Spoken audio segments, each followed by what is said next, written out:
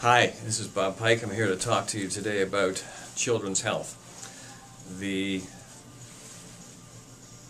facts of the matter, as we are all aware, anyone who has children or has been studying this at all in terms of health, is that this is the first generation of kids who will not outlive their parents. This is a trend which has been developing over a period of decades, and it ties in with some basic principles, the principle of nutrition, and which runs into other issues such as obesity. There's a childhood obesity epidemic. What causes obesity? It's caused by people who don't eat real food. There is a lot of places where you can buy stuff that's called food, and it's not real food. It might say that there's natural ingredients, but we have to become much more diligent and specific about what we put in our mouth. When it comes to kids, these kids are growing at a rate which is phenomenal, and it's that much more important that kids eat real food. One of the examples of why food isn't real is because there's experimentation going on. Some of this is well-meaning. There are corporations that want to solve the world hunger problem. Well-meaning is, I'm going to put it in parentheses, because the real purpose of a corporation is to earn money for its investors. The corporation doesn't really care about the kid's health, and so things like genetic modification happen. And so David Suzuki said this years ago that genetic modification is bad science. The hierarchy of life happens in vertical columns. Vertical columns, evolution happens in vertical hierarchies.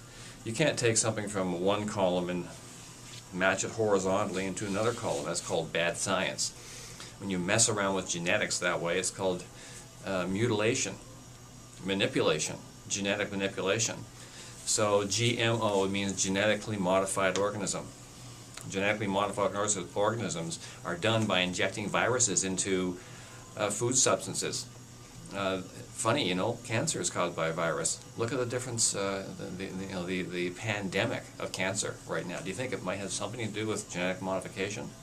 The genetically modified organisms in food that you're buying?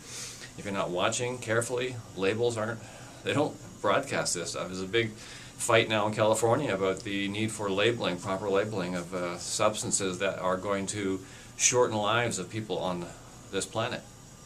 So all this is tied up with children's health and the obesity epidemic in children. What else we want to talk about? How about the immune system? Okay, there's one. I have one. You have one. Your children have one. The immune system that you have is perfect for your body. It's designed to protect the body and to help it adapt to the environment. It's such an amazing thing.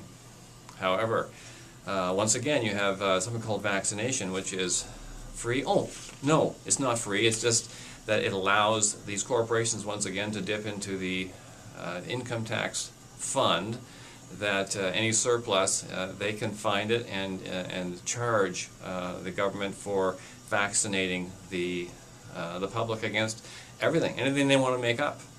The flu, the various conditions that used to exist in the absence of a healthy plumbing, for example, diphtheria, typhoid. The vaccinations that are being sold through channels, through the Health Canada, for example, are not necessary. Now, my opinion, don't be confused. I'm not making any recommendation, but I'm suggesting you think. If this doesn't feel right in your heart, if there's something that a little voice or a gut feeling that is something you should listen to, become educated. Go to joemercola.com and listen to what Dr. Joe Mercola has to say about some of these issues. 10 seminars here at my office. The upcoming seminars will be here on this Facebook page. So we've talked about childhood obesity. We've talked about genetically modified organisms. We've talked about vaccination and the wonders of our natural immune system. The last topic makes sense is insurance. Insurance is a very vague concept. I know I have insurance on my car and my house because I guess it's to protect myself and my family from unexpected catastrophic events, and that's what insurance is essentially for. When people don't have health insurance, most of us have insurance through our workplace, which gives us a subsidization towards choices we make about health. The OHIP, Ontario Health Insurance Plan, isn't for health. I don't know why they have health in there. It's just called the Ontario Insurance Plan, and so it's not about health. You have a limited amount of it, unless it's for medications. Once again, follow the money. It's a corporate agenda.